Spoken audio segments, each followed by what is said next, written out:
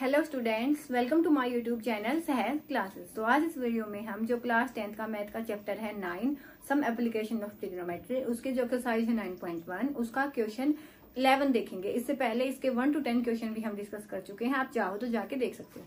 तो क्वेश्चन 11 को डिस्कस करने से पहले ये जो मेन चीजें आपको इनका पता होना चाहिए कि साइन थीटा को हम कैसे लिख सकते हैं p/h, कोस थीटा को b/h। b का मतलब है यहाँ पे बेस, p का मतलब है परपेंडिकुलर, h का मतलब है हाइपोटेनस। तो अगर ये कैसे लिखे हैं हमने, इनको देखना चाहते हो तो इसके लिए भी चैनल पे अलग से वीडियो आप देख सकते हो, या तो एंगल्स चाहिए जो हमें उसके लिए भी वीडियो अवेलेबल है, तो आप चाहो तो जाके देख सकते हो। नहीं तो इस वीडियो में जहाँ पे भी यूज होगा वहां पे मैं यहाँ से आपको बता दूंगी। तो इस वीडियो में हम देखेंगे क्या क्वेश्चन 11। क्वेश्चन 11 में क्या कहा गया हमसे, एक TV tower stands vertically on a bank of a canal. एक कैनल है और उसका जो बैंक है, मतलब उसका जो किनारा है, उस पे एक टीवी का टावर खड़ा है। From a point on the other bank directly opposite to the tower. वहां से जो एक नदी है ना, देखो ना, ये है कोई भी, ये बैंक है, यहाँ पे कोई भी रिवर है, कैनल है, तो इसका एक किनारा यहाँ पे होगा। यहाँ पे क्या खड़ा है, एक टीवी का टावर खड़ा है, इन्होंने इतना बोला। उसके बाद एक अपोजिट में, इसके अपोजिट में ये वाला किनारा है इसका, तो यहाँ पे क्या है, इस एक पॉइंट है, वहां पे एंगल ऑफ एलिवेशन है वो कितना है, 60 डिग्री है। तो यहाँ पे कोई भी एक पॉइंट है और वहां पे इन्होंने क्या बोला है, एंगल ऑफ एलिवेशन कितना है, 60 डिग्री। तो ये तो बस समझाने के लिए था कि कोई भी यहाँ पे ये कैनल है और इस कैनल के एक किनारे पे क्या है, एक टीवी का टावर है, और यहाँ पे क्या है, एक पॉइंट है जिसपे से एंगल ऑफ एलिवेशन इस टॉप ऑफ टावर से क्या है, 60 डिग्री है। ठीक है, उसके बाद क्या है, from another point 20 metre away from this point on the line joining this point to the foot of tower the angle of elevation of top of tower is 30 degree. उसके बाद हमसे क्या बोला गया कि ये जो पॉइंट है ना, इस पॉइंट से 20 मीटर अवे, इस पॉइंट से जो भी ये पॉइंट हमें गिवन है, इससे 20 मीटर अवे जो भी पॉइंट आएगा, वहां से जो एंगल ऑफ एलिवेशन है वो कितना है, 30 डिग्री है। तो ये जो एंगल ऑफ एलिवेशन कितना है, 30 डिग्री है। ठीक है, उसके बाद इनको पॉइंट को नाम दे देते हैं ABCD। तो उसके बाद हमें क्या बताना है, हमें बताना है कि इस टावर की हाइट कितनी होगी और साथ में ये वाला जो डिस्टेंस है वो कितना होगा। तो इसको हम कैसे निकाल सकते हैं, देखो पहले जो गिवन है उसको लिख लेते हैं। CD कितना है, 20 मीटर है। एंगल ACB कितना है, 60 डिग्री है, और एंगल ADB कितना है, 30 डिग्री है। ये वाली वैल्यूज हमें गिवन है। हमें क्या बताना है, ये वाला डिस्टेंस बताना, कैलकुलेट क्या करना, हमें AC को बताना है और AB की वैल्यू को बताना है। ये वाली चीजें हमें गिवन है। तो 1 by 1 अब हम इनको डिस्कस करेंगे। देखो पहले पता होना चाहिए कि हम सम को कैसे निकालेंगे, उसके बाद स्टेप बाय स्टेप चल के हम उसकी वैल्यू को निकालेंगे। तो यहाँ से देखो टावर है ना, या तो ये वाले ट्रायंगल से टावर की हाइट निकालो, या तो कंप्लीट वाली ट्रायंगल से टावर की हाइट निकालो। हाइट तो टावर की सेम ही होगी, ये तो नहीं है कि इस वाली से चेंज हो जाएगी, इस वाली से चेंज हो जाएगी।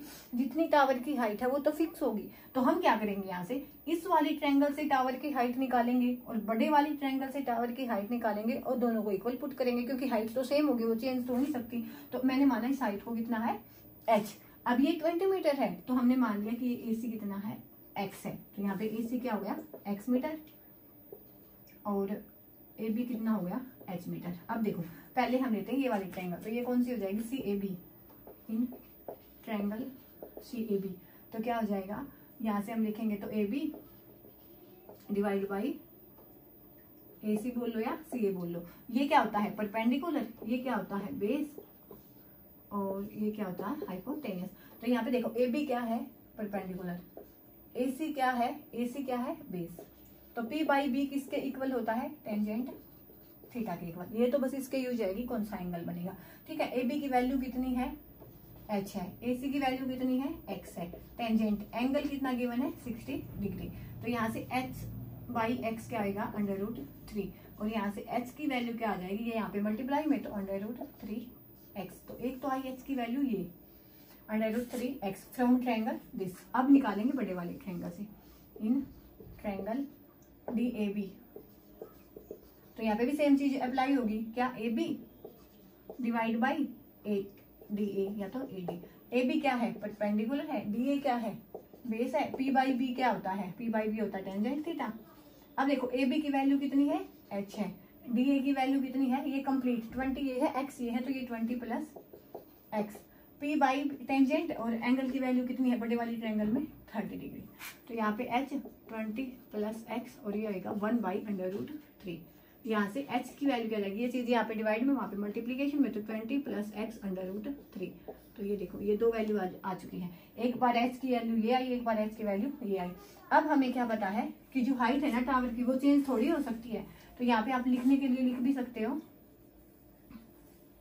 कि height of tower can't change, it remains same. ये तो चेंज नहीं होगी ना, अब ये चेंज नहीं होगी, सेम होएगी, तो इन दोनों हाइट को मैं इक्वल डाल सकती हूँ। तो ये 1 और ये 2, तो फ्रॉम 1 and 2 इक्वेशन 1 and 2 क्या होता है, ये x √3x is equal to 20 plus x √3। तो यहाँ से हम क्रॉस मल्टीप्लीकेशन करेंगे तो ये बनेगा √3x और ये हो जाएगा 20 प्लस x। ये क्या होगा कंप्लीट 3 हो जाएगा 3x और यहाँ पे 20 प्लस x। अब यहाँ पे ये subtraction 3x minus x is equal to 20। तो यहाँ पे क्या बचेगा 2x इज इक्वल टू 20। यहाँ पे लिख लेते हैं 2x इज इक्वल टू 20। तो x क्या आएगा 20/2 विच इज इक्वल टू 10। तो x की वैल्यू यहाँ पे आई है 10। तो ये वाला जो डिस्टेंस चला है उसने वो कितना चला है 10 मीटर। तो यहाँ पे हमें निकालनी थी ना AC की वैल्यू, तो AC की वैल्यू कितनी आ गई 10 मीटर। अब हमें हाइट चाहिए है, तो हाइट के लिए हम क्या करेंगे, x की वैल्यू हमारे पास है 10, तो अब कैसे निकालेंगे, h की हमारे पास दो वैल्यू आई है ना, हमने इनको इक्वल डाला था कि हाइट चेंज नहीं हो सकती। अब हम इन दोनों वैल्यू से ये निकाल के देखेंगे कि हाइट चेंज होएगी या नहीं होएगी। तो ये देखो एक बार तो h क्या है √3x है, तो √3 और x की वैल्यू कितनी आई है हमारे पास 10 मीटर। तो ये आएगा 10 √3 मीटर। अब सेकंड वाले से भी निकाल के देखेंगे कहीं अलग तो ना आए, 20 प्लस x √3। तो हम इसको करेंगे, x की वैल्यू क्या है 10, तो 10 ये आ जाएगा 30 √3। तो अब देखो अलग नहीं है ये, देखो h की वैल्यू क्या आई है 30 √3। तो इसको रैशनलाइजेशन करेंगे हम, तो ये क्या आएगा 30 √3 और ये कंप्लीट 3, तो ये आएगा 10, तो ये आएगा 10 √3 मीटर।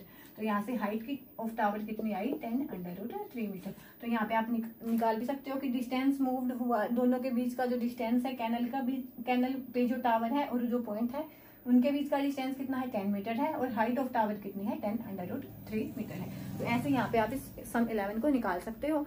नेक्स्ट वीडियो में हम मिलेंगे सम 12 के साथ, तब तक के लिए धन्यवाद। Thanks for watching my video.